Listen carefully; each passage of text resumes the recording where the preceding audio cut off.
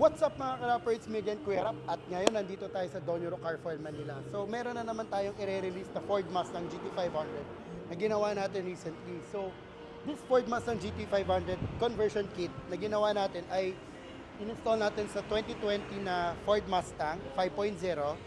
So ngayon, kukunin na siya ng may-ari. So this one is a Mustang na convertible. Ipapakita namin sa inyo kung ano yung pinaka-output ng unit natin. Maraming salamat mga ka-rapper at ito ang aming daily.